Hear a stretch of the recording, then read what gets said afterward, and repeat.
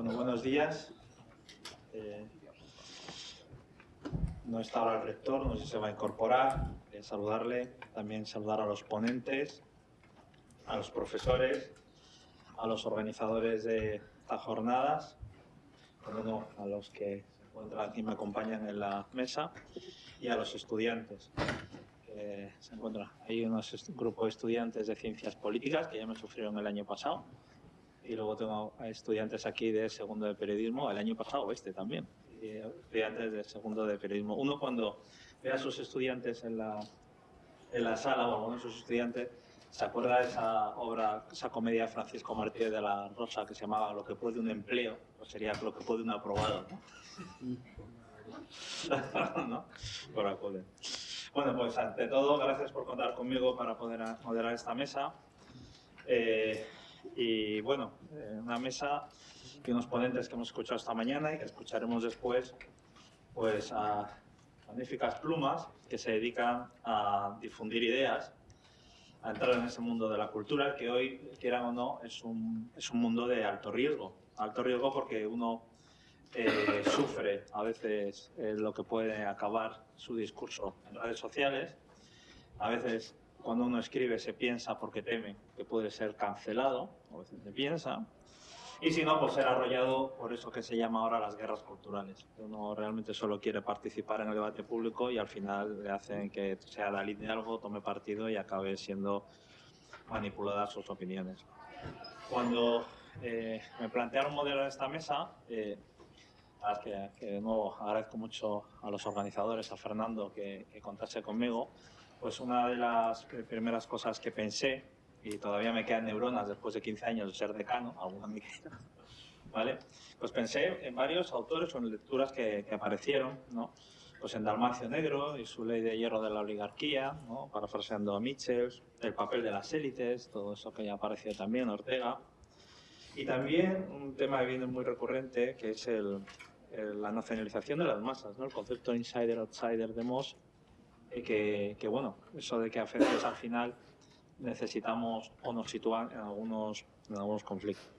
Y por último también un autor que bueno, yo creo que tiene cierta fama en los últimos tiempos, diletante en muchos aspectos, expertos en otro, periodista, que habla mucho sobre la banalización de la cultura española, hasta punto, dice él, que ha llegado a la metástasis. Me refiero a Valentín Puig, que como sabéis es un periodista muy inconformista, que escribe bastante a contracorriente y además incluso cuando habla de sus memorias suyas no oculta ningún aspecto, pese a que le pueda tener algún tipo de problema. Y dice Valentín Puig que en la banalización de la cultura española, ¿no?, que vivimos en una época en la que están muy presentes el fatalismo, lo decadente, el hedonismo, la transgresión, ¿no?, por la transgresión y bueno, y también el uniformismo nacionalista. Esto es algo que también podemos ver y compartimos también con los estudiantes, sobre todo con la perspectiva que tienen del mundo en el que viven y sobre todo del futuro.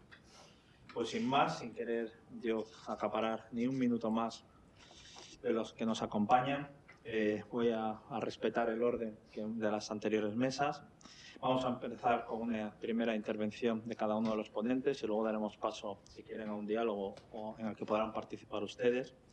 En el momento tenemos a Julio Llorente, que agradecemos su presencia, que es cofundador y editor de Ediciones Monóculo, escribe columnas en Voz Populi y en Alfa y Omega, y ha traducido la filosofía verde de Roger Scruton al español. Yo creo que traducir obras es una parte muy formativa que debería aparecer en la biografía de muchísimas, de los doctorandos a los que se dedican, ¿no? Pues una labor dura y que se aprende mucho.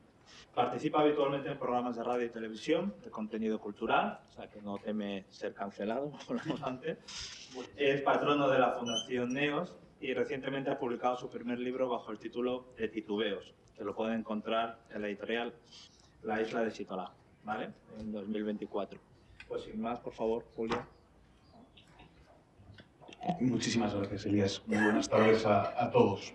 Quería que mis primeras palabras fuesen de perdón y de gratitud. De perdón porque voy a ser un orador un poco anómalo, que no va a consumir su tiempo, sino que probablemente se quede bien corto. Me mueve la convicción, quizá discutible, de que lo que no puede decirse en 10 minutos no puede decirse en 50, y que lo que no puede expresarse en un aforismo probablemente tampoco pueda expresarse en un ensayo. En segundo lugar, quería dar las gracias a la Universidad Cardenal Herrera, y a su excelentísimo rector magnífico, y al Centro de Estudios, Formación y Análisis Social, a sus directores, cuya hospitalidad supera con creces nuestros méritos y por eso es virtuosa. También gratitud a todos ustedes, que pudiendo estar en cualquier otro sitio, están sin embargo aquí, escuchando esta intervención que probablemente sea balbuceante. La cultura y el bien común es un tema. Creo que a nuestra generación le resulta especialmente trabajoso hablar con verdad sobre la cultura, que ha sido aureolada por algo así como una idolatría. Entrevemos en ella una naturaleza como salvífica, redentora. Le atribuimos unas propiedades mágicas. Gustavo Bueno apuntaba con razón que la cultura desempeña para el hombre moderno el mismo papel que desempeñaba la gracia para el medieval. A juicio de casi todos nos libra de nuestras miserias, nos eleva, extirpa el mal con el que nacemos. Como si ver una película de Almodóvar o leer lo último de Pérez Reverte nos rescatase de nuestros abismos, algo así. Quizá por eso el tema de esta mesa redonda pueda resultarles a alguno demasiado obvio. ¿Cómo negar el vínculo entre la cultura y el bien común? ¿No deberíamos afirmarlo con la soltura con la que sumamos 2 y 2? Yo, que me propongo ser antimoderno al menos por unos minutos, creo que no. Parto de la razonable premisa de que hay culturas que procuran el bien común y otras que conspiran contra él. Culturas que elevan al hombre y otras que lo degradan.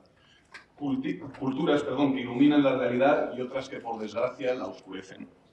¿Puede decirse que la cultura cartaginesa y la azteca, con sus sacrificios humanos, procurasen el bien común? Es más, ¿puede decirse que nuestra cultura del consumo y de la muerte lo procura? La pregunta que se nos impone, por tanto, es ¿qué culturas promueven el bien común? Para responderla, me veo obligado a interrumpir mi discurso con algo parecido a un circunloquio. En realidad no lo es, espero que lo descubran ustedes al final de la intervención. Conocerán de sobre el vínculo etimológico entre cultura y agricultura. Ambas palabras proceden del mismo término latino, colere, que significa cuidar, cultivar, habitar. Mi tesis es que esta coincidencia etimológica es apenas la epifanía de un vínculo más hondo. La agricultura y la cultura no solo compartirían un étimo, sino también una lógica. O, por decirlo de otra manera, comparten un origen porque también comparten una esencia. En sus Tusculanas, Cicerón presenta al agricultor como un modelo de cultura animi. Cultivar la propia alma no diferiría demasiado de cultivar el propio huerto. Desvelarse por una hortaliza sería, en esencia, tan encomiable como desvelarse por el espíritu. En una escandalosa inversión de las jerarquías, lo más bajo constituiría el modelo, el paradigma de lo más alto. Recordamos ahora la regla, enunciada por Comte y recordada hasta la saciedad por Simone Weil, que afirma la rigurosa dependencia de los fenómenos más sutiles con respecto a los más groseros. Me anticipo a la duda del oyente más escéptico. ¿No hay en esta imagen una injustificable arbitrariedad? ¿Por qué no comparar al cultivador de sí mismo, es decir, al hombre culto, con el artesano? ¿Por qué no elegir, por ejemplo, la escultura en el paradigma de la cultura? Al fin y al cabo, cuando nos cultivamos, ¿no estamos dando forma a nuestra alma como Miguel Ángel se la daba al mármol? Es sin duda una pregunta pertinente. A la cultura le correspondería cincelar el alma, esculpirla, embellecerla. Inculto sería el insensato que se conformase con la fealdad, ese hombre negligente que hubiese incumplido el acuciante deber de esculpirse a sí mismo. Puestos a imaginar, también podríamos vincular la cultura y la industria. Algo así nos sugiere el ideal yanqui del hombre hecho a sí mismo, del hombre que supera todas las constricciones para autodeterminarse. El humano ya no sería lo que es, sino lo que se hace, no tanto un ser como un producto de la voluntad. La cultura no distaría de la fábrica, el hombre no distaría tampoco del artefacto. Ya no cabría concebir la realidad como un don que pide ser acogido, sino tan solo como un productus que ha sido manufacturado, o peor, como un data que exige ser formateado. Ustedes ya habrán columbrado, como yo, en esta idea la sombra de un autonomismo. Creo que el paradigma agrario es más adecuado que el industrial, por supuesto, y que el escultórico también. El escultor puede moldear la materia a su antojo. No está determinado a conferirle una forma concreta. Es algo así como un demiurgo. Del mármol puede resultar una estatua ecuestre o un discóboro, un Buda o un crucificado. No ocurre así en el caso del agricultor. Podemos aseverar rotundamente, retóricos de la santa certeza con la que los mártires hacen su profesión de fe, que de la semilla de una calabaza nunca brotará un pepino. El agricultor acompaña un proceso, un movimiento, una formación. No se encuentra con un material, sino con un dinamismo. Más que en dar forma a una materia, su tarea consiste en dar plenitud a una forma. Como asegura Fabrice Hadjiazen, puesto que todo está en vías de destrucción, la relación entre el agricultor y la verdura es esencialmente similar a la de la cultura y la naturaleza. Abro comillas. La cultura es una actividad que parte de algo dado, y de algo dado que no es solamente un material, sino de una forma que ya está en formación, de un dinamismo del que esa misma cultura se convierte en auxiliar y, por así decir, en tutora. Se distingue de la simple fabricación. Presupone una naturaleza en tanto que naturaleza, es decir, en tanto que energía que hace nacer, que da a luz ella misma una forma. La cultura no es un formateo ni una normalización. Es una operación que consiste en cuidar el espacio, en liberar los recursos del desarrollo pleno, de la plena fructificación de un ser. Supone, pues, que la naturaleza humana debe ser honrada como algo dado, bueno en sí mismo. La pérdida contemporánea de la agricultura en los países occidentales es, por tanto, también la pérdida de un paradigma.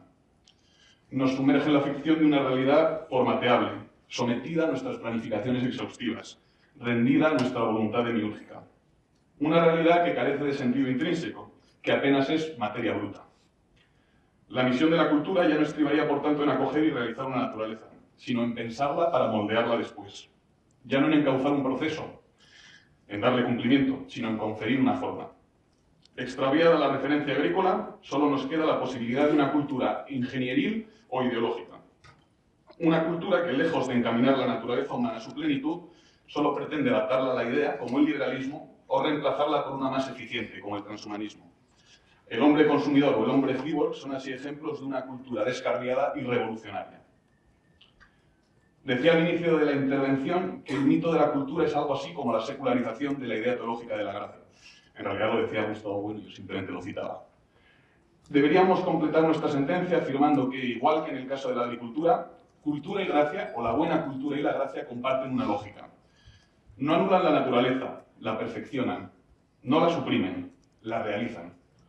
Urge superar en consecuencia el falso dilema entre naturaleza y cultura, según el cual la relación entre ambas es la de dos fuerzas que pugnan entre sí y se disputan una hegemonía. Lo cultural silenciaría, eclipsaría, reprimiría lo natural. La cultura prosperaría a costa de la naturaleza, y la naturaleza se realizaría a condición de que no existiese la cultura. Todo lo cultural sería, por tanto, un constructo arbitrario y modificable. Todo lo natural sería, en cambio, forzosamente precultural. Pero ya sabemos que no es así. Solo las malas culturas violentan la naturaleza, y por su parte, la naturaleza humana está abocada a desarrollarse culturalmente. A este respecto dice René Braque, que es un filósofo francés, la idea según la cual el privilegio del hombre sería su capacidad de elevarse por encima de la naturaleza oponiendo a esta la cultura es ajena a Aristóteles. Todo lo que nosotros agruparíamos bajo este término es para él una de las maneras por las que la naturaleza llega a su propia expansión. Creo que ahora estamos mejor preparados para responder a la pregunta inicial. ¿Qué culturas procuran el bien común? Yo diría que las que acogen la naturaleza humana como un don y acompañan su dinamismo. Las que sortean la tentación de formatear al hombre y se consagran a la bellísima, también difícil, tarea de tutelar el despliegue de su condición. A las mejores culturas, como a los árboles más vigorosos, se los conoce por sus frutos. Allá donde haya hombres que habiten la realidad como un hogar y no pavimenten un infierno. Allá donde haya hombres que saboreen la pulpa de la vida sin vomitarla, que concilien la justicia y la misericordia, que administren la realidad natural sin depredarla, que renuncien a la tentación de descartar a los más débiles y velen en cambio por ellos, allí refulge el esplendor de una cultura que está cumpliendo su sagrado cometido. Muchas gracias.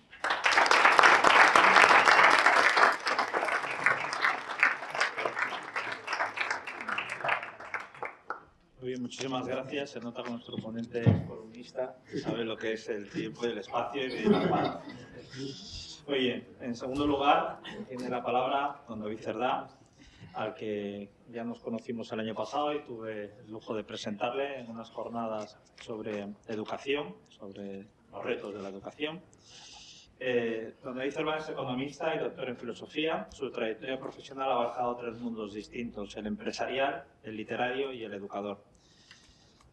Ha sido auditor en una multinacional durante más de 20 años y actualmente trabaja como docente en el SIC, en Business y Marketing School, donde además ofrece una visión muy buena sobre una visión más allá de lo que podría ser simplemente una escuela de negocio y también a la hora de formar a las personas que van a liderar las empresas sobre aspectos que a veces uno no considera o piensa que no debe estar dentro de un plan de estudio relacionado con las ciencias económicas, pero es todo lo contrario, que precisamente es lo que más sentido tiene.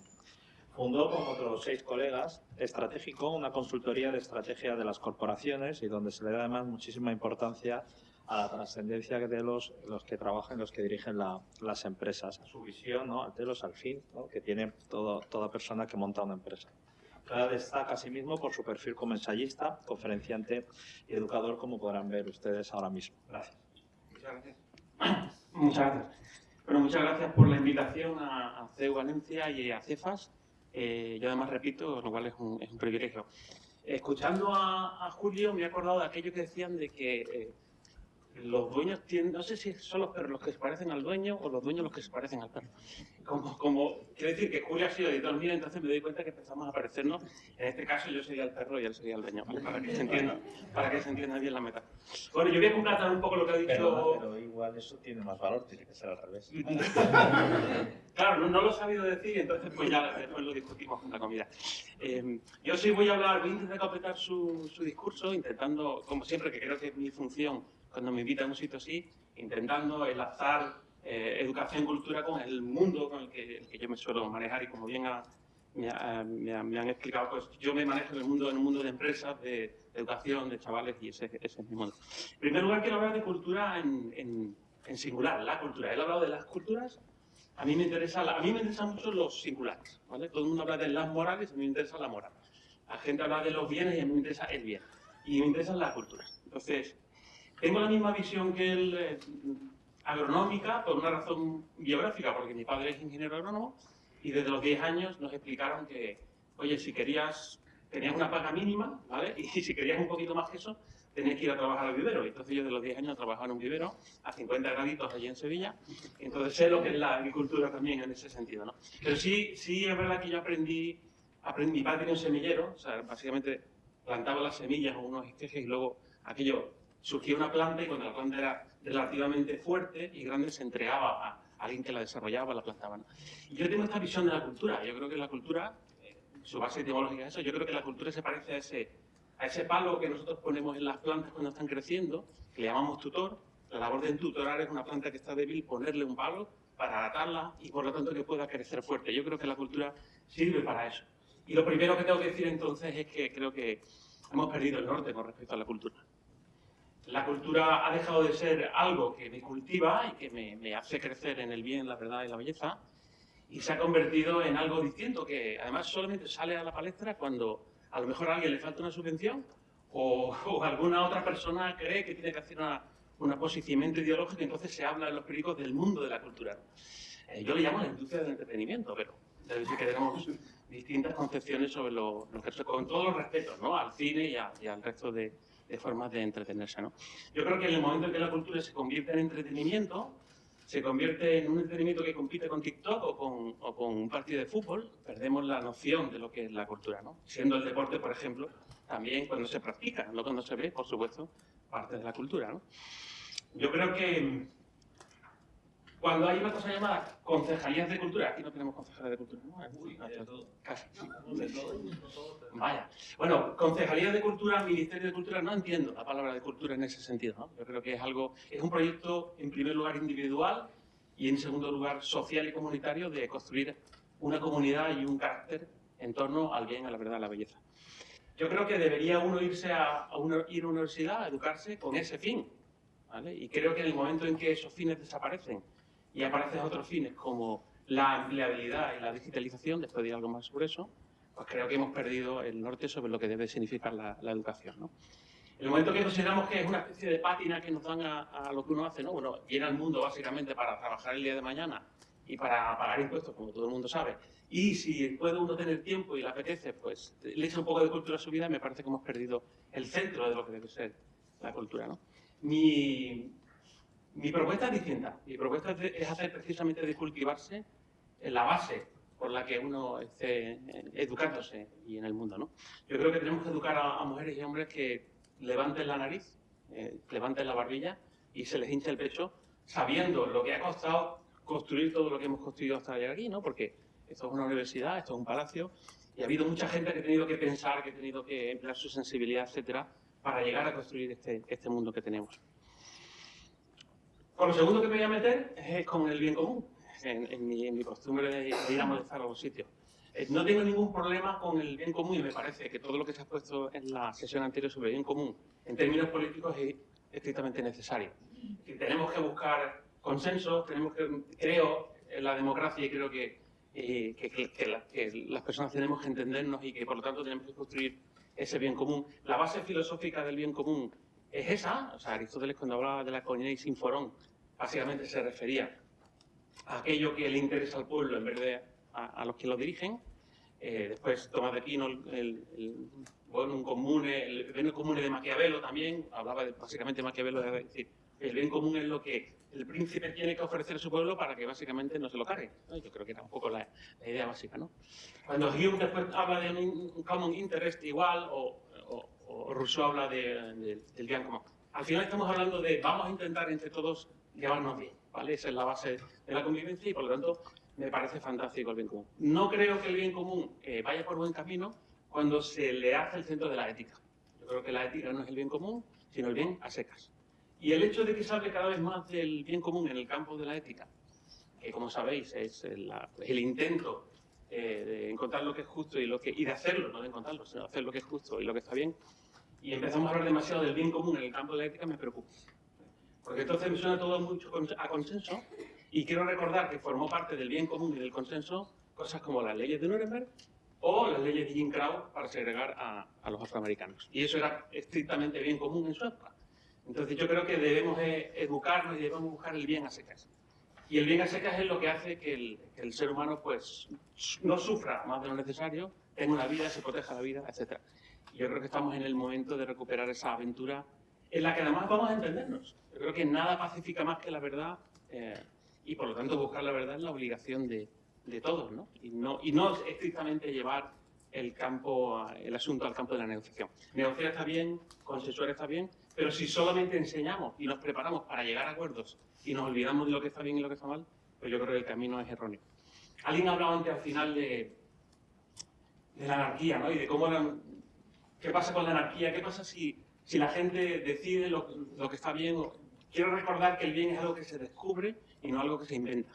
Yo creo que uno de los grandes problemas, seguramente el que dio más auge a esa postura, que creo que es errónea, fue Sartre con el existencialismo es un humanismo, que es un ensayo que a mí con 20 y pico años pues, también me fascinó, ¿no? Luego me di cuenta que era disparatado, ¿no? Pensar que los seres humanos llegamos al mundo en blanco, no sabemos nada y tenemos que inventar lo que está bien, lo que está mal o lo que es verdad, ¿no? De esos polvos llegan los del estructuralismo y del relativismo, y yo creo que ese camino es anticultural en el sentido más genuino de la palabra. ¿Cuál es? Creo que era en aquello que dijo Henry David Thoreau de que un hombre, una persona que tiene razón, en el sentido de estar en el bien, estar en lo que es justo, es una mayoría de uno. Y creo que el camino a consensuarlo todo es equivocado. ¿Qué es lo que creo que deberíamos cambiar como foco de atención? Yo creo que se ha hecho muchísima incidencia en los últimos 30 años en la felicidad, ¿no? Como un proyecto individual y luego diré incluso estatal, ¿no? Porque cada vez los políticos hablan menos de los temas que tienen que gestionar y cada vez hablan más de cómo hacernos felices, y eso creo que debería ponernos a todos en sospecha. Cada vez que un político intenta decirnos cómo ser felices, yo creo que todos deberíamos apretar la cartera y ponernos serios, ¿vale? El proyecto de hacer de la vida como la felicidad como el único fin, el otro día alguien escribía en redes, la única obligación real que tiene un ser humano es ser feliz. Yo creo que es un disparate absoluto, ¿no? Y luego llevamos 30 años en esa idea y el resultado está a vista de todas, ¿no? Cada vez hay menos felicidad. No sé, que un país como España, donde hay este sol fabuloso y donde se vive tan bien aparentemente, sabéis que los españoles siempre decimos que como aquí no se vive en ninguna parte. Somos los número 1 en consumo per cápita de benzodiazepinas, de ansiolíticos, pues yo creo que algo indica que no está funcionando, ¿no? Yo creo que el proyecto Hacia la Felicidad es un proyecto que nos hace daño. Y claro que todo el mundo quiere ser feliz, claro que el bien común es algo interesante, pero yo creo que el verdadero proyecto es el proyecto hacia el bien. Es un proyecto civil y personal de decir, yo no considero que tengo el derecho de ser feliz, sino la obligación de merecerlo, que es algo completamente distinto, ¿vale? Y en relación con esto y con la cultura, pues dejemos de hablar del derecho a la cultura y hablemos del deber a cultivarnos, que tenemos un deber de cultivarnos, ¿no? O sea, no vamos a la universidad solamente porque tengamos el derecho de formarnos, sino porque tenemos el deber de ser la persona más inteligente que podamos. Y ese deber ha costado mucho dinero, mucho esfuerzo, ha costado incluso vida, y tenemos que honrarlo con lo que hacemos. Y cerrándolo, porque yo también quiero hacer una intervención corta, egoístamente, porque yo he venido aquí a aprender, no a contar lo que ya me sé, sino a intentar aprender algo. El mundo de la empresa. Como digo, no hacemos más que hablar de educarnos para la empleabilidad y la digitalización, y lo cierto es que no creo que vayamos en el camino de ser más empleables, y no sé si hablamos de ser digitales, el sentido de consumidores digitales, pues sí lo estamos consiguiendo, pero no de creadores.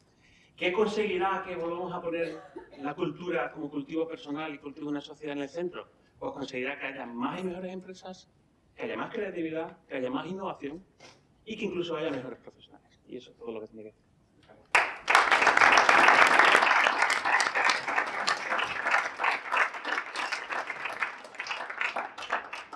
Bueno, como ustedes han notado, don David viene de Sevilla, es sevillano, y la verdad es que un sevillano, digo con humildad, que viene a aprender. Lo digo porque yo... Yo soy el primero, ¿eh? No, es que como yo soy de origen de Jerez de la Frontera, recuerdo aquello que decía uno de los marqués de Domecq: el mundo se divide en dos, Cádiz y Sevilla. Muy bien, pues vayamos con la tercera ponencia de doña Irene González, que es licenciada en Derecho y técnico de Auditoría de la Intervención General del Estado, y además de eso es una gran humanista, una gran universitaria, eso lo demuestra todo. Su trayectoria profesional está marcada por la defensa de la verdad, la libertad, la dignidad y el Estado de Derecho. Y ha podido hacerlo, lo ha podido materializar a través de su profesión, como no, del mundo de las asociaciones, y también como columnista en diversos periódicos. Actualmente en Voz Populi, donde hemos estado hablando antes de Jesús Cacho y del medio y de cómo va el medio. Y ahora mismo, pues nada, le cedo la palabra para que haga otra columna, esta vez a través de un diálogo. Gracias. Muchas gracias. Yo lo primero quería empezar agradeciendo de verdad la invitación, porque me siento muy honrada. Es un honor estar con Higinio Marina, que yo admiro muchísimo, con Elio, con Fernando, que hayan tenido la generosidad de invitarme y venir a compartir a este foro, que yo la verdad he aprendido mucho en estos 2 días. Y la gente, sobre todo los estudiantes que estáis dedicando el tiempo a venir aquí, yo lo valoro mucho porque yo he estado ahí muchas veces y sí que te da una perspectiva distinta, ¿no? O sea, tenéis algo distinto a diferencia de la gente que no está participando, ¿no? de lo público. Entonces, gracias también a vosotros, porque eso hace también de pensar que yo soy menos rarita también. Entonces, una de las cosas que, por supuesto, quiero empezar diciendo son... Yo lo que voy a hacer es una serie de reflexiones. Sí que voy a agotar mi tiempo, aprovechando que mis compañeros no lo han hecho, pero prometo no alargarme mucho. Son una serie de reflexiones, no diré que sueltas y demás, pero si salen de aquí con alguna idea, una reflexión que no les deje indiferentes, con eso habrá sido suficiente, no en calidad de experta, sino en compartir reflexiones, por supuesto. El tema de cuando a mí me propusieron participar en una mesa de la cultura como bien común, dentro de unas jornadas de las fronteras del bien común, claro, yo siempre me iba por la batalla cultural, ¿no? Por la guerra cultural, porque la frontera es tierra de guerra, es tierra de disputa, es tierra de avanzar, de explorar, no es un territorio pacífico, por así decirlo, ¿no? Entonces el bien común, por desgracia, en el momento en el que estamos, sí que está un poco en esa situación, ¿no? De una frontera bastante desdibujada, en donde hay una batalla, ¿no? Pero para empezar, el término cultura, claro, es un término muy extenso, porque podemos entender cultura, y yo lo voy a resumir en 3 acepciones y me centraré en la tercera. La primera, la cultura entendida como arte, ¿no? El arte no sé, es el lugar no solo de refugio, sino de inspiración, donde tú realmente eres libre a solas, ¿no? A mí el arte me ha generado muchísima felicidad, muchísimo bienestar, muchísima calma, te ha inspirado y a mí me ha enseñado cosas que me han hecho estar alerta luego en lo que es el espacio público. O sea, el arte es algo muy íntimo, pero muy de carácter existencial. ¿Cuál es el problema? Que eso el Estado lo sabe. Sabe la importancia que tiene en la conformación de unas ideas, en la conformación de una personalidad del arte. Entonces eso, al saberlo, el Estado, cuando digo Estado, entiéndanme, no en un momento en donde los Estados o naciones están en desaparición, sino a nivel de administración, burocrático, ustedes me entienden, ¿no? Lo público, ¿no? Lo sabe y entonces lo interviene. Muchas veces pensamos que la cultura, en un poco, no sé si inocente o con una buena intención, creemos que el patrimonio artístico ha de ser conservado. Eso es como muy intuitivo. ¿Cómo la cultura no va a ser algo de bien común? Todos lo entendemos. Pero ¿es realmente así actualmente? O sea, en muchos museos, al saber lo público y estatal que esto es tan importante, ha sido objeto de intervención hasta el punto que la cultura ya es algo que está en manos de los poderes públicos, está en manos del Estado. Y que es cultura lo que deciden los poderes públicos que sea, al menos lo que está en el espacio público. Y eso, ¿creéis que van a dejarlo que esté libre de ideología o lo van a utilizar? Vamos a enlazar luego esto, quiero continuar con la segunda sección, la cultura en un sentido más de educación, como decía David, ¿no? Vamos, que seas una persona culta, que no seas un tonto, que estés una persona formada, que tengas conocimientos. Esta frase que dicen mucho que sean muy escépticos cuando escuchen, no, para el pensamiento crítico, no. Bueno, pues todo lo que sería la educación, igual que el arte, lo que decía Oscar Wilde era lo inútil, pues lo maravilloso e inútil, quiero decir, el tema del conocimiento, la cultura entendida como conocimiento sería lo necesario, ¿no? Entonces, esto también es muy importante porque la cultura te hace libre, la cultura a ti te forma, te conforma una persona, es el marco en el que tú te vas a desarrollar y el mundo va a tener un encaje. ¿Cuál es el problema de este concepto de cultura? Que el Estado también lo sabe. El Estado también sabe la importancia de que la cultura, la educación, es esencial en lo que es la conciencia y el desarrollo de la personalidad de las personas. Y por tanto, también lo interviene. Y lo interviene no en un sentido aséptico, no ideológico o no politizado. No lo interviene por el bien común, lo interviene por estas dos cuestiones. Y la tercera, que es en donde yo voy a hacer más incidencia, es la cultura entendida como civilización. Porque a día de hoy sí que muchas veces, aunque a todo se le pone cultura, cultura gastronómica, cultura financiera, cultura de la cancelación, una apropiación cultural, o sea, ya en la cultura que sobre todo es conversación, cualquier cosa ya es una apropiación cultural. Quiero hablar lo que es la cultura a nivel civilización, sobre todo porque en Occidente digamos que nuestra civilización, nuestra cultura no está quizá en su mejor momento y sí que me quiero centrar en esto. ¿Qué cosas tienen en común estos tres conceptos de cultura? Pues el primero, que ya lo hemos hablado, es su carácter político. Y es el carácter político se acepte o no, o sea, sea consciente o no. Una de las cosas que decía una feminista considerada radical ya en el año 68, Carol Janis, que fue quien popularizó el término de lo personal es político, en ese mismo sentido podríamos decir que la cultura es política. Se puede considerar así. Y en ese concepto los poderes públicos se han apoderado de ella, ¿no? Y deciden muchas cuestiones sobre esto. Entonces, claro, el bien común, como el hombre posmoderno es alguien principalmente vago, ¿no? Que ha delegado todas las cuestiones, especialmente las existenciales, en los poderes públicos, que ellos se encarguen de decidir pues, qué es el bien común, eso es algo público, la cultura, eso es algo del Estado, eso es algo de las instituciones que se tienen que encargar de ellos. Como que nosotros es algo que no nos interpele. y al final vemos que nos lo han arrebatado todo. Entonces, eso tienen en común, y la última que va en relación al tema de las fronteras es que en todos los conceptos de cultura hay una batalla, hay una guerra en qué se puede considerar cultura, qué es lo que está en el espacio público, con qué intención se hace. Todo es así, tanto en su vertiente de arte, en su vertiente de educación y en su vertiente de civilización. Todo, absolutamente todo, es una batalla.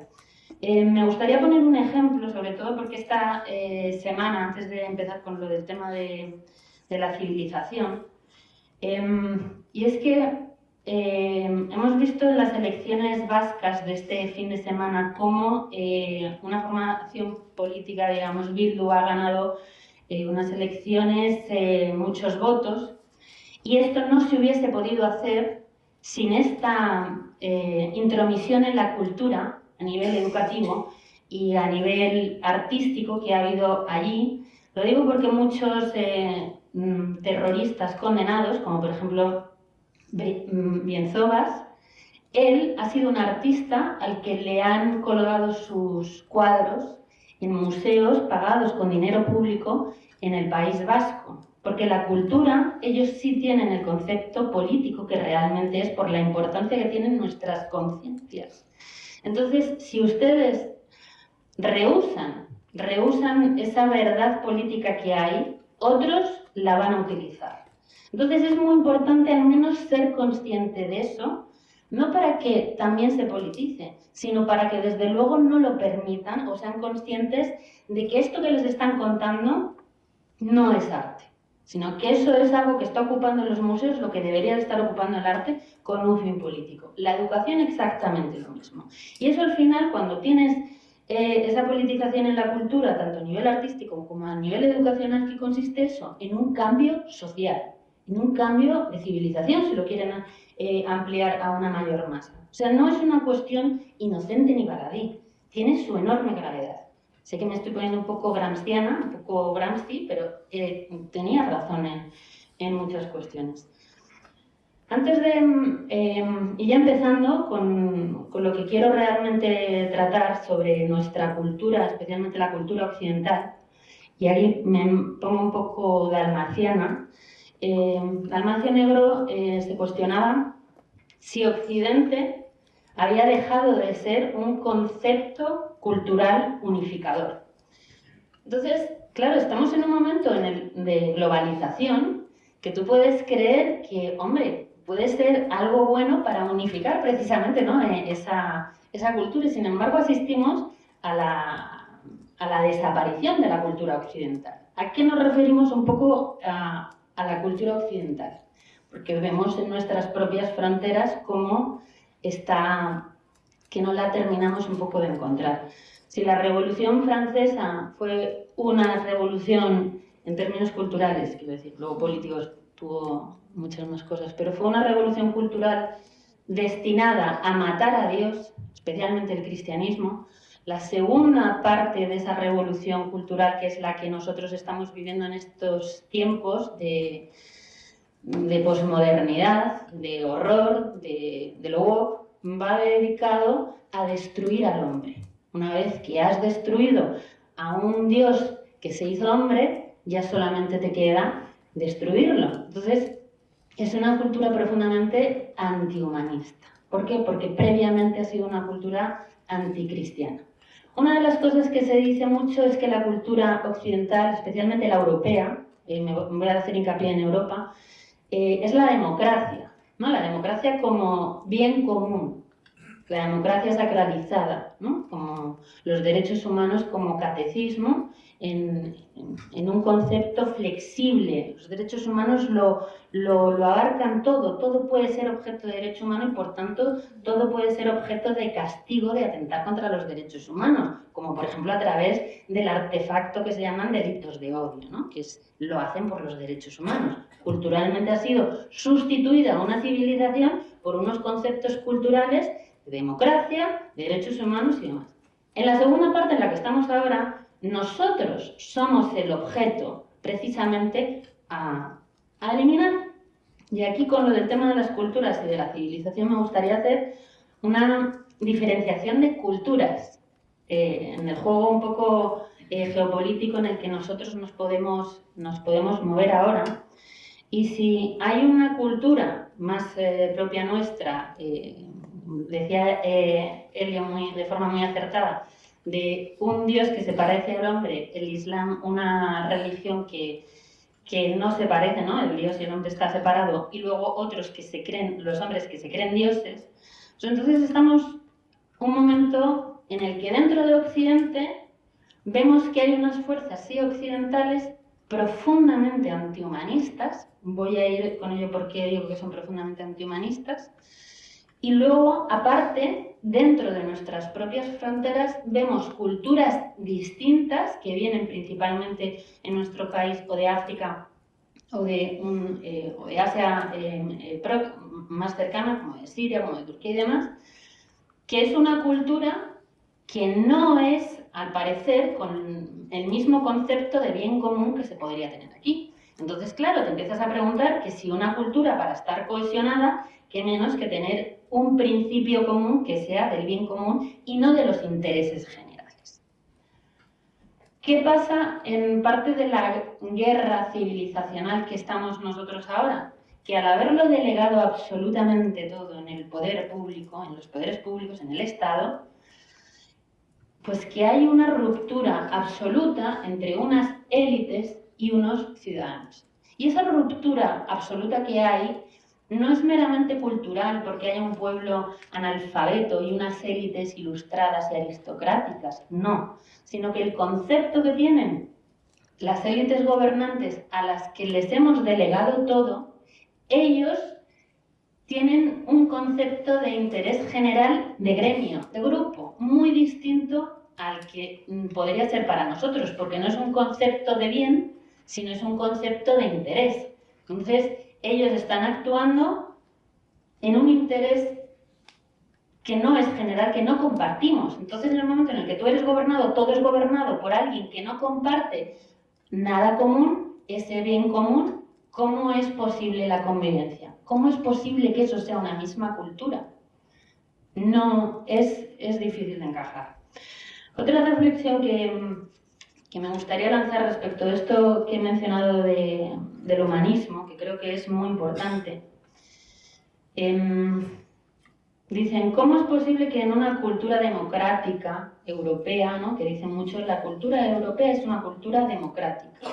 Bueno, pues claro, en el momento en el que tu única cultura consiste en poner unas urnas, pues claro, la mayoría decide qué es bien o qué es mal. Se puede hasta decidir si unos terroristas están bien o están mal. Sea al eliminar, quiero decir, una serie de valores, una serie de principios y quedarte con una estructura como la democracia, pues ves muchas carencias. Entonces, a nosotros ya nos habían arrebatado muchas cuestiones de nuestra cultura y ahora ya el último paso somos nosotros. Antihumanista porque el transhumanismo que se mencionó ayer de forma muy acertada, que yo coincido con todo, ahí no solamente en temas de aborto, no solamente en temas transgéneros, no solo en temas de tecnología, sino que hay un concepto, Yuval Harari, que Homo Deus, el libro que tiene, la verdad es que lo dice abiertamente. O sea, son hombres que ellos realmente se creen dioses y nosotros somos esos instrumentos de mano de obra para que puedan jugar a ser dioses. Ellos llegan a este momento cultural, es una nueva civilización distinta, porque han primero matado al dios que se parece al hombre y ahora vienen a por nosotros. ¿Por qué digo esto? ¿Estoy exagerando? Permítanme que les lea una frase de Harari sobre los seres, ¿no? Que nos habla así en estos términos. Una enorme masa de personas prescindibles e innecesarias.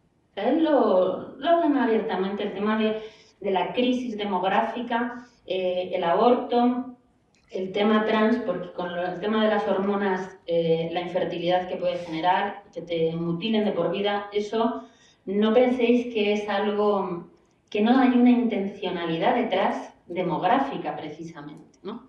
Entonces, eso es la nueva cultura, es la nueva civilización. La nueva civilización, al parecer, somos humanos mutilados, que podemos ser bienes de mano de obra. Nosotros somos una mano de, o sea, es un concepto completamente deshumanizado de nosotros.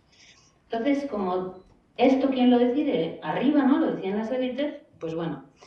El tema de la democracia y por qué habría que suscitar muchas dudas respecto de considerar la democracia como cultura, hay una cuestión que dice Ratzinger, que dice que la democracia es necesario que tenga dos cuestiones. La primera, una identidad nacional, y la segunda, una conciencia religiosa. Porque precisamente estas dos concepciones que parten de una dignidad del hombre, de una libertad, te van a permitir que la democracia pueda desarrollarse una cierta cultura.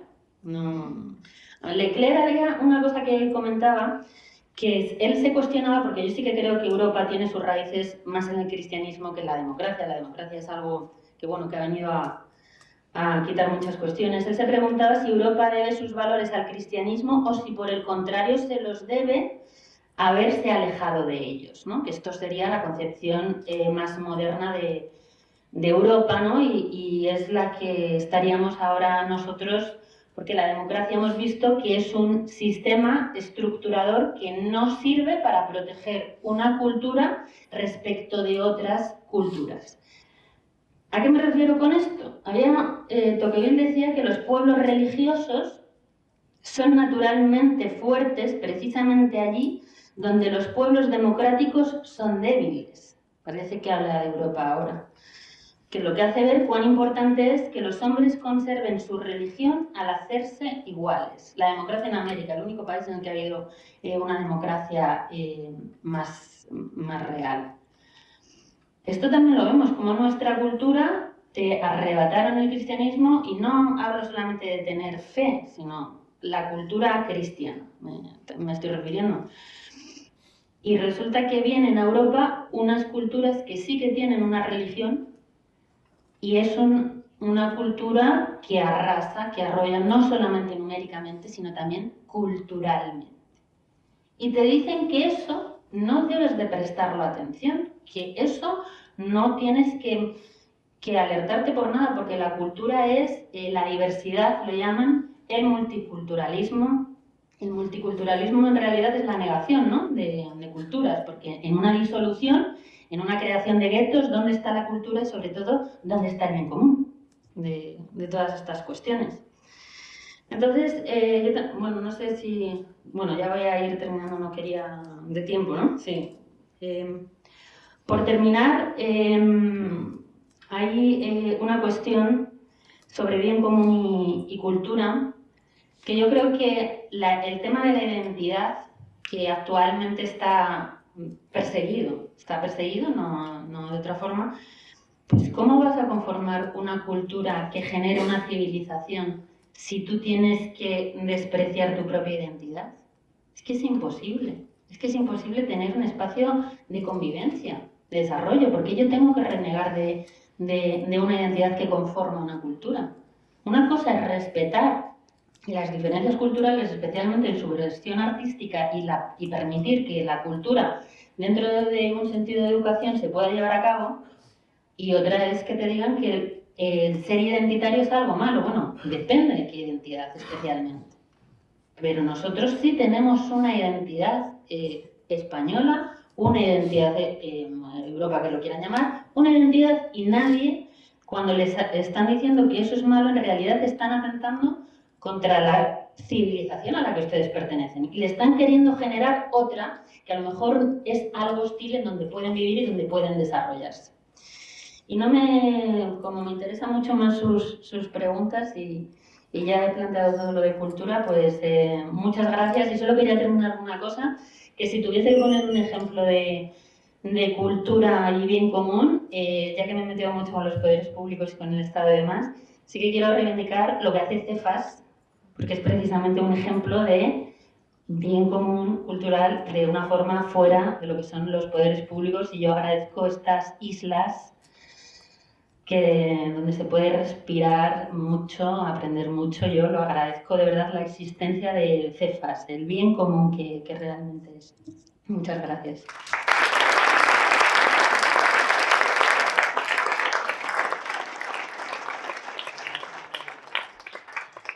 Muchísimas gracias. Bueno, como ustedes han visto, pues contar con columnistas también permite pues que nos acerquen la actualidad, que hagan prensa de la actualidad.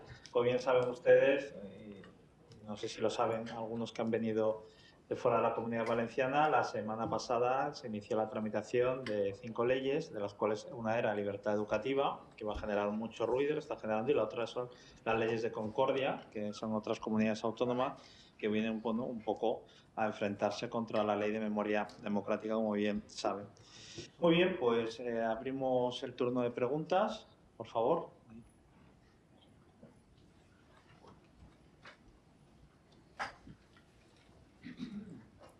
Buenas tardes, mi pregunta es para Julio. Decías que hay culturas que iluminan la humanidad y otras que la oscurecen. ¿Podrías compartir desde tu perspectiva, pues ya que no la llegué a conocer en lo personal, ejemplos específicos de esas prácticas culturales que sirven como agricultores de nuestra sociedad y que se consideran beneficiosos para ese bien común? Muchas gracias por la pregunta. Entiendo que preguntas por ejemplos concretos de culturas que han pues hombre, como somos hijos de Adán, probablemente una cultura así ideal, óptima, pues no la podamos hallar a lo largo de la historia, pero sí hemos visto destellos. Hemos visto destellos en Grecia, hemos visto destellos en Roma, con todas las crueldades que había en ese momento. Vimos destellos en el medievo. Mi formación no es histórica, por lo tanto no podría. Hay libros por ejemplo, del profesor Rodríguez de la Peña que habló ayer en este congreso que abordan eso, civilizaciones o culturas que han sido crueles, paradigmas de crueldad a lo largo de la historia, y civilizaciones que han sido paradigmas de compasión o de destellos de belleza en este mundo. Pero como es un ámbito en el que yo no me desenvuelvo con cierta comodidad, no podría responder mejor. Creo que me refería más bien como no en la historia, sino a lo que tú consideras, depende de lo que nos contaste, sí. de la agricultura, de que hay que florecernos como árboles adentro. Sí. Desde tu perspectiva, ¿cuáles son esas prácticas culturales, no me refiero históricamente, vale. Lo que ahora nos generaría esos frutos internos para poder llegar a ese bien común? Perfecto, vale, más individualmente. Vale, muchas gracias. No, perdón, que soy muy torpe, no solo hablando, sino también escuchando. Yo creo que, mira, justo terminaba de leer hace unas semanas un libro que ha traducido David, de Gustave Thibon, que se llama Hombres de lo Eterno, Los Hombres de lo Eterno. Hay un texto ahí que se llama La información contra la cultura, y habla de lo que es un hombre cultivado, un hombre que se cultiva. Y en cierta medida opone la actitud del hombre, la actitud o la predisposición del hombre cultivado ante la realidad con la del hombre informado. Digamos que la información se desliza sobre la superficie de nuestro ser sin llegar a tocarlo. Es puramente epidérmica, la lógica es como la de un río que fluye demasiado rápido como para empapar su fondo. Y la cultura es todo lo contrario. Al final yo creo que hagamos lo que hagamos, se trata de saborear la vida, de saber a qué sabe la vida. Podemos decir, es que el hombre culto tiene que leer, tiene que ir al cine, tiene que... En realidad no, que parto de la premisa de que hay campesinos medievales infinitamente más cultos, los hubo, infinitamente más cultos que yo, que leo un libro a la semana. Entonces, se trata de saborear la vida, y además es que sabiduría y sabor vienen del mismo étimo, que es el término latino sapere. Entonces, se trata de saber a qué sabe la vida. Un hombre culto no es el que acumula muchos datos en su cabeza, no es el que sabe mucho de historia, el que lo ha leído absolutamente todo, incluso de Gustave Thibon, sino quien vive intensamente la realidad en la que vive. Echa raíces para después dar frutos, sabe a qué sabe la vida. Yo diría que eso. No podría decir una práctica concreta porque estaría... Si dijese, pues un hombre cultivado debe leer es aquel que lee, estaría, vamos, incurriendo en un reduccionismo absurdo, porque hay muchos hombres cultivados, muchos hombres sabios que no han leído un solo libro en su vida. Y si dijese lo contrario, si dijese que hombre cultivado es aquel que no lee un solo libro, pues también estaría incurriendo en un reduccionismo un poco injusto. Gracias. Muchas gracias. Gracias.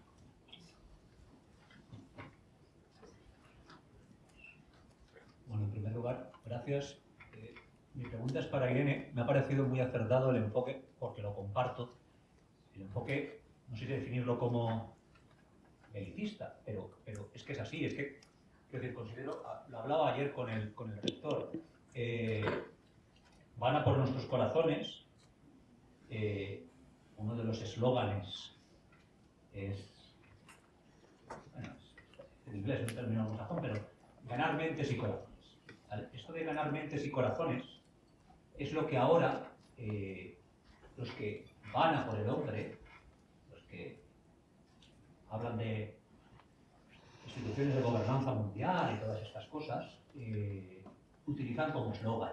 Personajes como Harari y Soros y todos estos tienen esto como eslogan, ganar mentes y corazones. De ahí la importancia, como destacaba ayer el rector, de proteger nuestro corazón, formar nuestro corazón para poder discernir. Bueno, la pregunta es, no sé si puedes abundar un poco más en esto, centrándote, si te parece oportuno, en Harari, porque, por ejemplo, la solución de Harari, aparte de lo que ya están implementando para reducir la demografía, la solución que da Harari en Homo Deus para los excesos poblacionales, él dice, lo solucionaremos de dos formas. Con AI, inteligencia artificial, crear matrix que atonten a las masas, y con drogas. Esto lo dice el libro, así abiertamente. Entonces, las drogas son fundamentalmente drogas hormonales. Y la eliminación de la conciencia también. Efectivamente. Y es el punto que yo también trataba con el rector ayer. Han dejado de hablar de operaciones psicológicas o de guerra psicológica y hablan de cognitive warfare. Es otro, o sea, guerra cognitiva. La guerra cognitiva es otra cosa. No es una guerra de operaciones psicológicas. Es anularnos la capacidad de discernir el bien y el mal. No es que te digan lo que tú tienes que pensar, sino que te impiden discernir. O sea, te impiden la agilidad de corazón. Hay una cosa muy curiosa que a lo mejor todos ustedes podrán ver en series, en la televisión, en películas, que ahora para presentarte a los personajes, antes los presentaban a lo mejor que si cuidaban a una madre y demás, ahora el personaje para decirte que es el bueno es alguien que aparece reciclando, ¿no? Esto es así, es la sustitución de los valores y de quién es el malo es el que tira un papel o no tiene ecoansiedad y todas estas cuestiones, es alguien siniestro y malo y demás, ¿no? Son los nuevos valores. Esto es muy importante porque ha habido, a través de la cultura, y no solamente en un sentido artístico o de evasión, ¿no? Sino que, y de conocimiento, porque cada vez la gente sabe como menos, ¿no? O sea, el conocimiento, no, tenemos internet, pero no, saben más otras generaciones anteriores que las nuestras. Es fundamental y esencial para un control político, por eso insistía mucho en que, aunque no se quiera aceptar que lo cultural es político, hay otros que sí que lo ven bastante claro. ¿Cómo nos podemos defender ante esto? Que en un momento de globalización, lo globalista no sería precisamente en función, no buscan el bien común, porque es bien la reducción de la población, es bien que el determinismo, ¿no? con la pobreza y demás, eso es realmente bien y eso es común, eso ¿quién lo decide? Cuando yo insistía mucho que esto viene desde arriba, desde los poderes estatales, ¿cómo nos podemos proteger? Pues precisamente con ese cultivo personal. Con ese cultivo personal implica que tú tienes que ser muy consciente de tu propia... o sea, la información es importante. Hay que formarse, hay que informarse Y luego también hay que cultivarse a través del arte. A mí los libros, hay cosas que me han enseñado de dramas humanos y el arte incluso. Yo voy a contar una cosa para que piensen ya que soy muy rarita. Yo hacía pellas, no sé si en Valencia se dice pellas. Sí, vale. Hacía pellas, no en la universidad. Y yo me iba al Prado porque para mí a mí me gusta mucho la pintura y demás, y entonces claro, viendo Madrid era una suerte, veía dramas humanos que yo no me encontraba a lo mejor en la calle, y eso te enseña, te da una concepción humana que a mí cuando me viene un político a decirme lo que es cultura, lo que es común, pues a lo mejor le dices que se vaya a reír de otra persona, ¿no? Entonces es muy importante que tengan una conciencia de que no solamente formarse, sino de que esa conciencia, esa cultura es algo deseado por los poderes públicos que no están buscando el bien común. Y uno de los errores es que nosotros, como hombres posmodernos vagos, lo hemos delegado absolutamente todo en ellos y al parecer son ellos los que se tienen que dedicar a decidir qué es el bien común o no. A lo mejor hay que volver a recuperar ciertos conceptos o cierta capacidad de nosotros decidir si esto es bueno o malo, y que sea común no significa que sea para todos. Porque cuando te dicen el bien común, que yo tenga que destruir mi cultura por el bien común de otra cultura, ¿es común? ¿Es acaso bien? ¿No me puedo cuestionar estas cosas? ¿Mi identidad es mala? Entonces, el hecho de armarse con esto y ser conscientes de que es un objeto deseado por quien no busca el bien común, yo creo que con eso vamos a intentar ir superando un poco esto. No sé si te... Gracias. ¿Alguna pregunta más?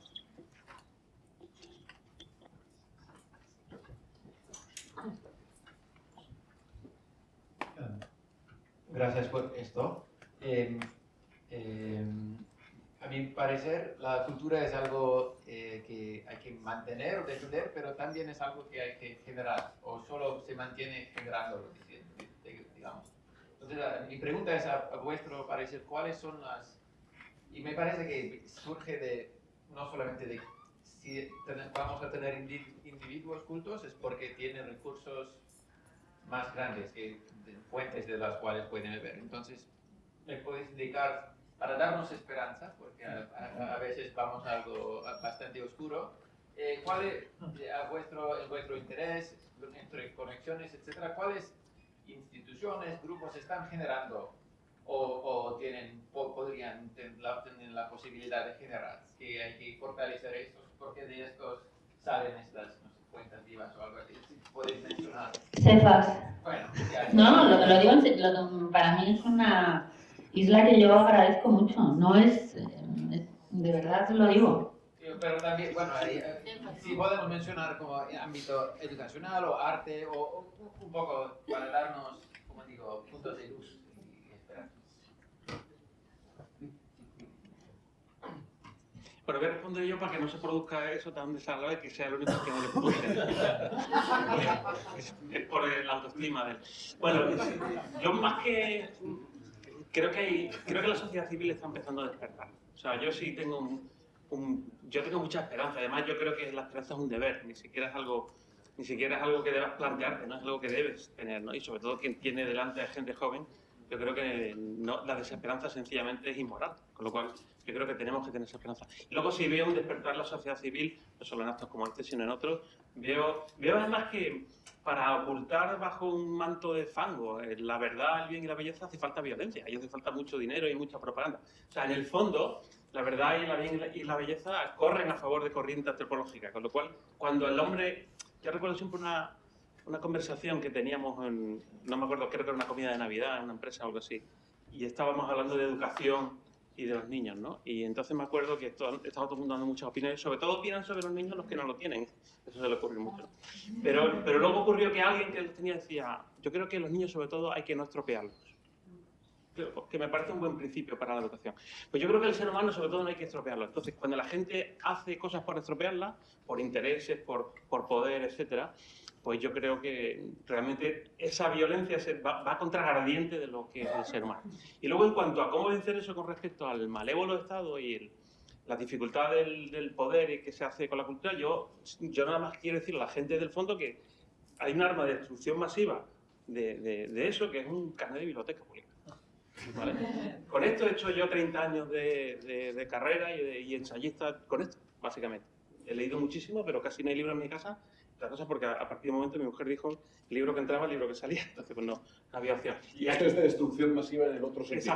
Exactamente. Claro, yo en la medida en que los que estén en la sala sustituyan el móvil, que claro que la tecnología te da acceso a la cultura, pero sobre todo la tecnología, hay mucha gente queriendo ganar dinero con nuestra atención. Entonces, un carnet de biblioteca pública donde hay teatro, hay danza, hay partituras incluso, hay libros, por supuesto, pues es el elemento. Yo creo que debemos de dejar de quejarnos y tenemos que empezar a tomar un papel protagonista. Yo lo noto que la sociedad civil lo está notando y noto que la gente joven pues cada vez se da más cuenta de que no es un modelo de vida que les guste, este es un modelo ansiógeno, y para ir a un modelo de vida mejor pues tienen que tomar el protagonismo. Y por último quería decir una palabra, quería romper una lanza por Harari. Sí, yo tengo unos amigos, un grupo donde tenemos una clasificación de pensadores SEC. Le llamamos pensadores SEC, S que significa sujétame el cubata, ¿vale? Entonces Harari es top 3, ¿vale? Está en lo alto. Y quien quiera saber hasta dónde ha llegado el asunto, que vea un vídeo donde Harari descubre, es muy divertido, es como Barrio Sésamo, donde Harari descubre que los derechos no están en la biología. Entonces dice, los derechos no existen, porque no están en la biología.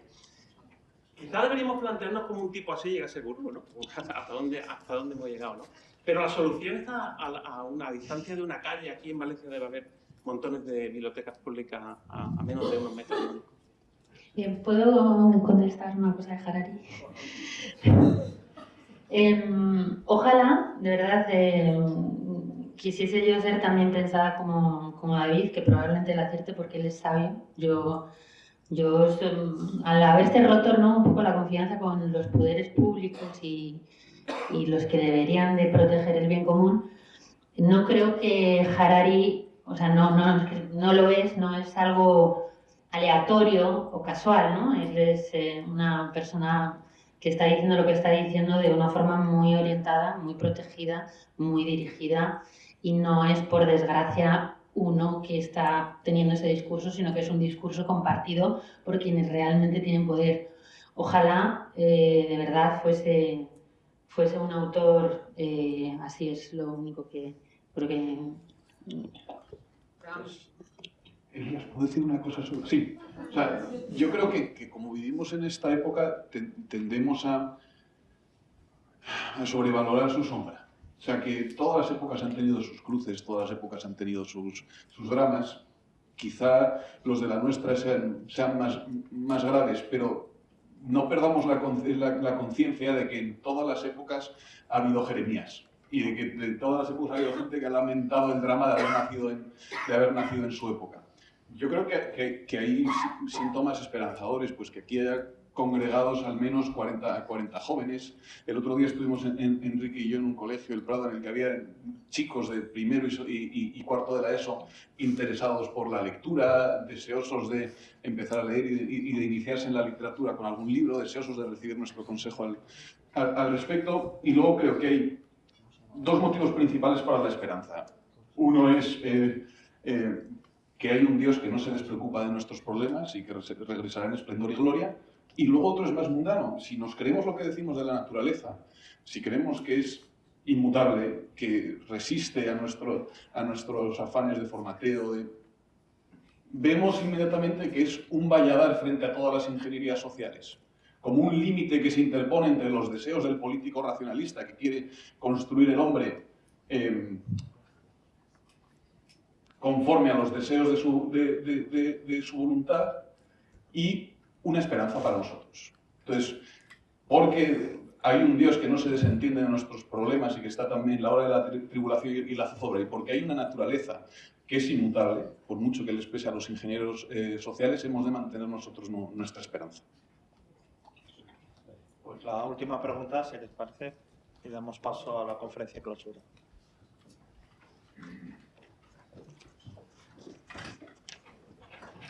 Hola, bueno, primero que nada, muchísimas gracias por todo esto, por esta isla.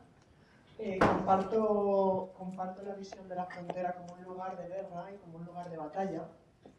Mi pregunta para todos es ¿qué queremos hacer después, ¿no? Porque estamos ahora mismo en la frontera, en esa lucha.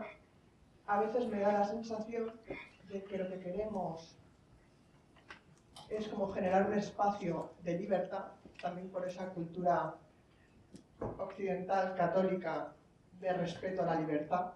Entonces, queremos generar un espacio, pero no sé si es suficiente con generar un espacio, si hay que generar un contenido, y si al final ese contenido que ofrecemos es siempre, y perdonad un poco, Bertino Osborne, quiero decir, un espacio muy familiar, muy conocido, pero muy vago, que no dejamos de ser posmodernos en la propuesta del contenido. Y quería preguntaros a vosotros si después de esta lucha en la frontera, después de esa generación de espacio, ¿qué queremos ofrecer?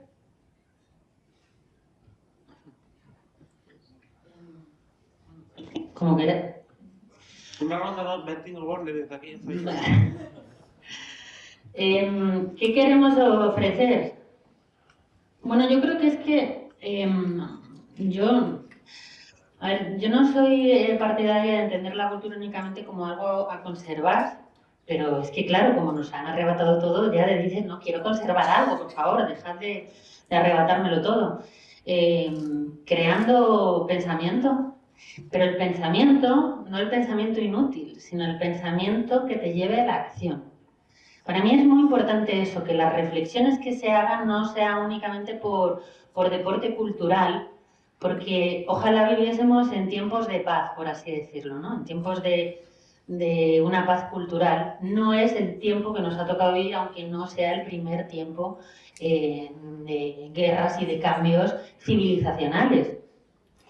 Pero yo creo que este momento en el que nosotros estamos es especialmente grave, porque aunque hay civilizaciones que se han acabado, y no ha pasado nada, ha venido luego otra civilización en sustitución, insisto que ahora estamos también en un momento que ese cambio civilizacional consiste en un cambio del hombre.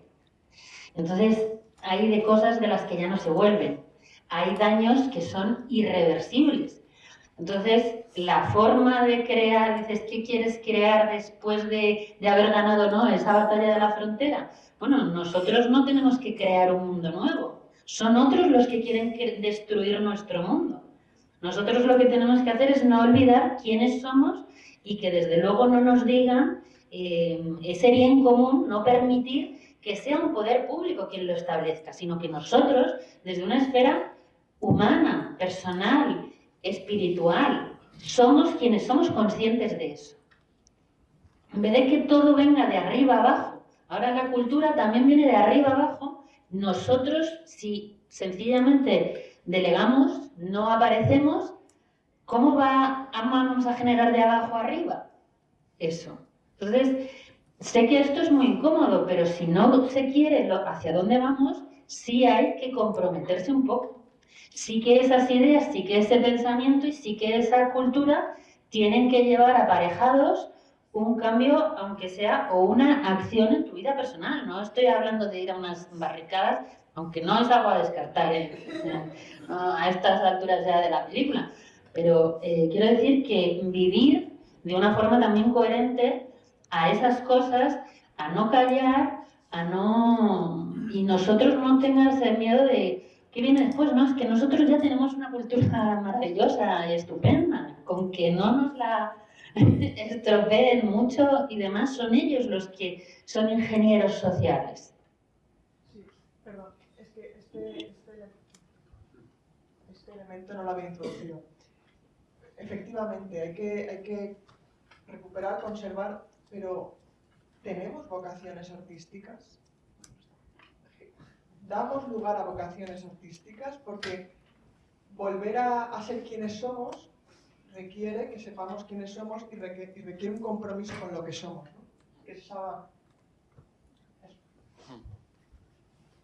Bueno, yo abundando lo que ha dicho Irene, lo que acabas de decir ahora sobre la vocación, yo creo que debe ser una vocación universal, no debe ser de ciertas personas que se dediquen. Pensar que la cultura es algo que hace cierta gente y los demás la consumimos ya es parte del problema, ¿no? A mí nunca me ha gustado, y lo escribí en el libro que escribí para este señor de mi derecha, en la denominación de pensador. Yo siempre me he considerado un vividor. Lo que pasa es que mi vividor ya está cogido por Julio Iglesias y no he podido usarlo. Pero yo creo que hay que explicar que la filosofía, que la cultura son formas de vivir y por tanto ayudan a tu vida.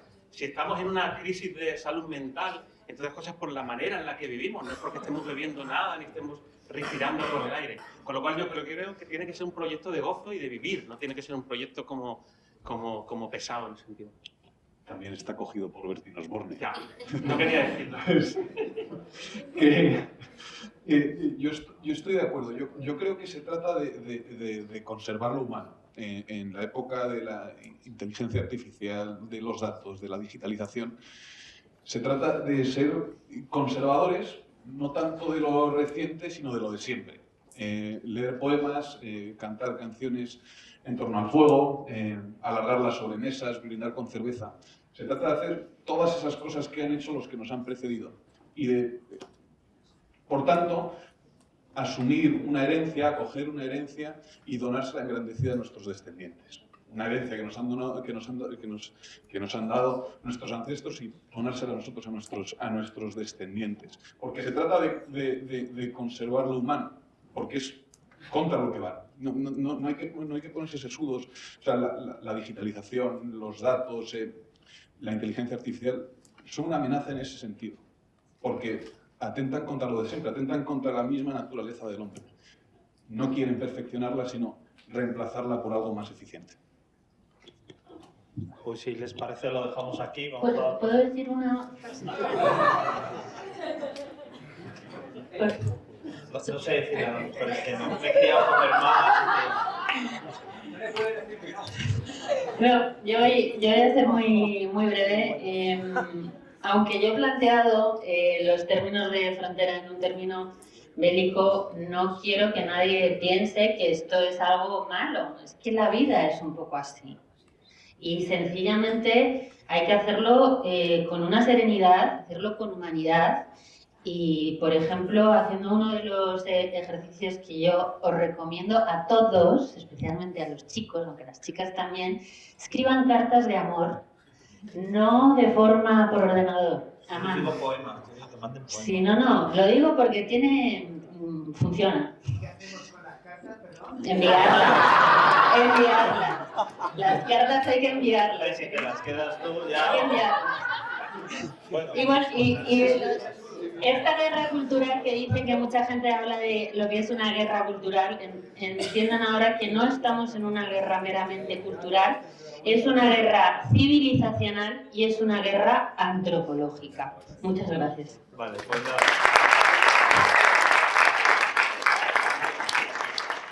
Bueno, pues muy bien, lo dejamos aquí. Simplemente ha apuntado David el tema. Me hubiese gustado quizás abundar también un tema que tenemos que estar muy atentos. Jesús Castro escribió un libro muy famoso en su día, se llamaba El negocio de la libertad. Era otra época, era otro paradigma en comunicación. Luego siguió uno que era el negocio de la cultura. Todo lo que no es negocio no vale.